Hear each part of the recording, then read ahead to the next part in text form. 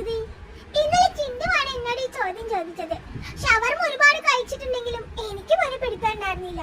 പിന്നെയാണ് ഞാൻ ഗോഗമ്മയുടെ അടുത്ത് ചോദിച്ചത്. ഷവർമ കണ്ടുപിടിച്ചത് നമ്മൾ ഇന്ത്യക്കാരല്ല, അത് ടർക്കിക്കാരാണ്. ഇന്നും ഇന്നലെയല്ല കേട്ടോ. 18-19 നൂറ്റാണ്ടുകൾക്കിടയിലെ ഓട്ടോമൻ എംപയറിലെ ഷെഫുമാരാണ് ഷവർമ കണ്ടുപിടിച്ചത്. ഷവർമ പോലെ തന്നെ ഈ നേരെ കുത്തി ഈ റൊട്ടേറ്റ് ചെയ്ത് മീറ്റ് എടുക്കുന്ന കുക്കിംഗ് മെത്തേഡിനെ പറയുന്ന പേരാണ് റോട്ടിസറി കുക്കിംഗ് മെത്തേഡ്. ആ മെത്തേഡിൽ വരുന്ന സാധനമാണ് നമ്മുടെ പ്രിയപ്പെട്ട ഷവർമ. ഷവർമ പലതരം ഉണ്ടെങ്കിലും അതിന്റെ ഒതന്റിക് ആയിട്ടുള്ള രീതി ടർക്കിഷുകാർ ഉണ്ടാക്കുന്നതാണ്.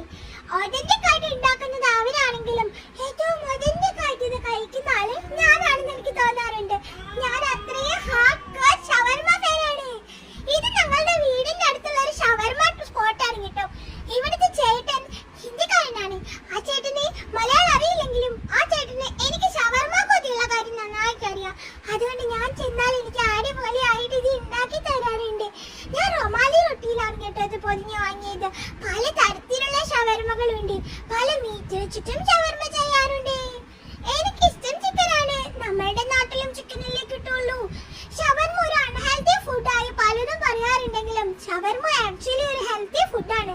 എന്നാൽ അതിന്റെ ഹൈജീൻ, അതിലുപയോഗിക്കുന്ന മീറ്റിന്റെ കാലപ്പഴക്കങ്ങൾ, രീതികൾ, ഈ ഫുഡ് കഴിക്കുന്നതിന്റെ ടൈം പീരീഡ്, അങ്ങനെ ഒരുപാട് കാര്യങ്ങളെ ഇതിന്റെ ഹൈജീനും ഹെൽത്ത് കണ്ടീഷൻസും ശ്രദ്ധിക്കാറുണ്ട്.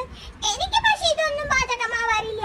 കാരണം ഒരിക്കൽ പോലും ഷവർമ എടുത്തു വെച്ച് ഞാൻ കഴിക്കാറേ ഇല്ല. കയ്യിലേക്ക് എത്തുമ്പോഴേക്കും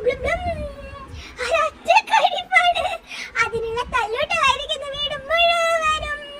നിങ്ങൾക്ക് ഞാൻ നല്ല ഒരു ഷവർമയാണ് ഇത് വിഷ് ചെയ്യുന്നത്. എന്റെ ഏറ്റവും ഫേവറേറ്റ് ഫുഡ് ബിരിയാണി ആണെങ്കിലും ഇന്നൊരു